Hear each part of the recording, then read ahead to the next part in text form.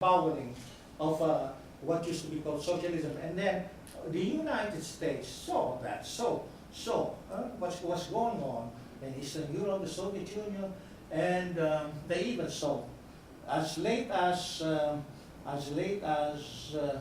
well, by I would say that by 1971 the United States also saw possibilities in China for doing what had occurred already in the Soviet Union. So, in other words, what used to be called as working class power will be put aside, and that socialism goes to the trash can with it. And so this is a big event, and if you look at the advances in history, capitalism does something very bad before something very good arises. Socialism came from the madness of capitalism in 1917, no? And then when you have fascism rampaging in Asia and Europe, then you had a response, a revolutionary response. But the new thing in the experience, the new big thing really is the revolutionary momentum would sort of wither away, and so the U.S. Devised something that is so crude.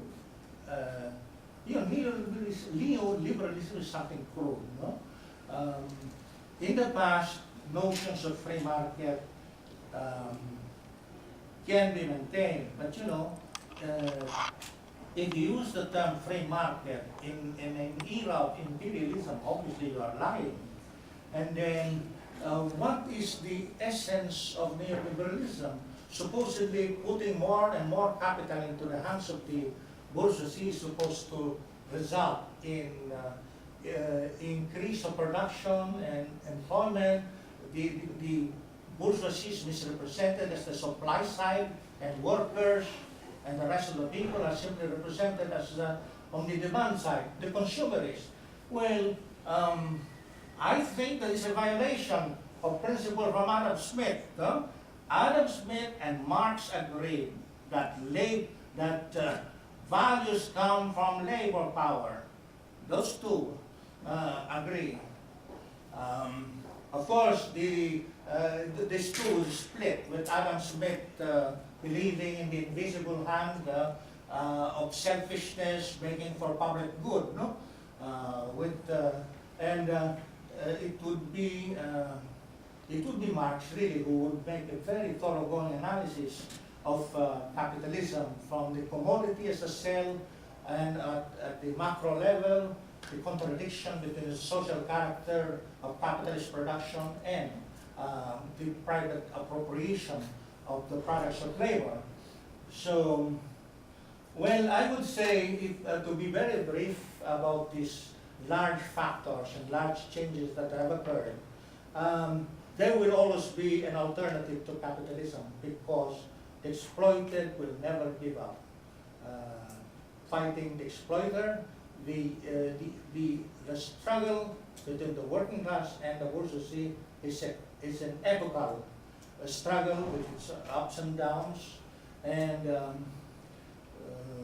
the bourgeoisie sometimes taunts the exploiter as getting tired of the struggle, but they never get tired of exploiting the exploiter. And there are those the ranks of revolutionaries who never get tired of fighting exploitation are increasing. And the new phenomenon to look forward to is the rise of people, uprisings of people on the scale of continents and big countries. I think the big uprisings in China will translate into more sustained uprisings. I think the thing to look forward to is, in India, India I have already qualified as the big country that may be associated with the next big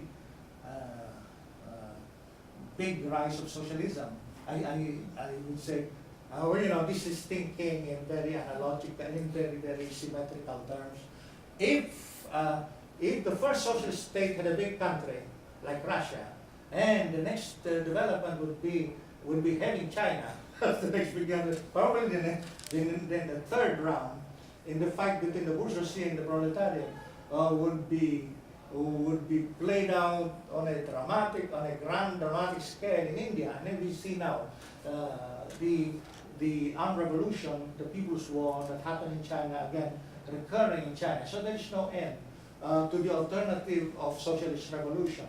As regards to, I didn't quite get the second question about Marxism being monotonous and being claiming to predict everything. I think,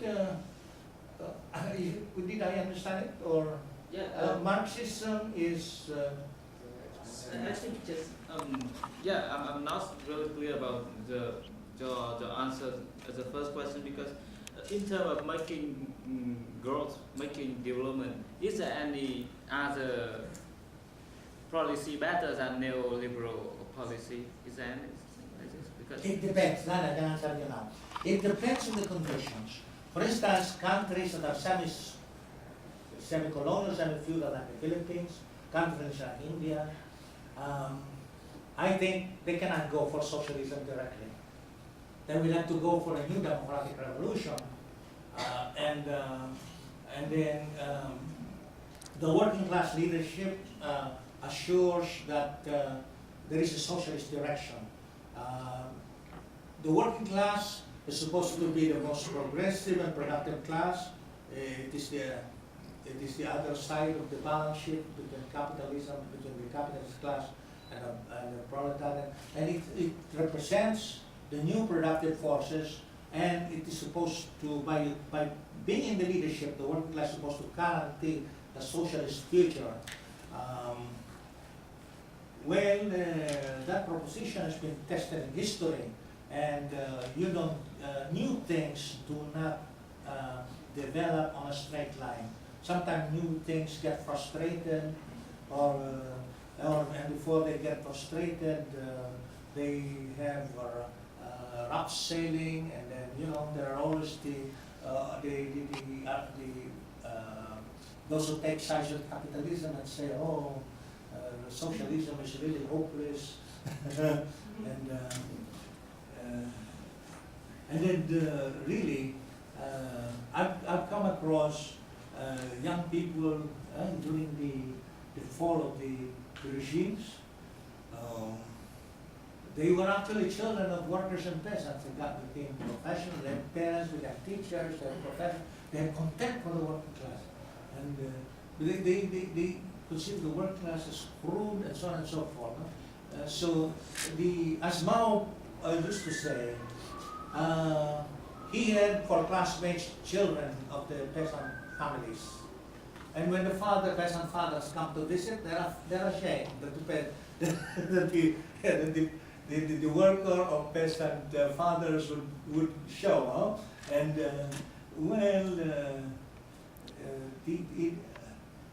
all the cultural past, sometimes it could be said, all the cultural past came once again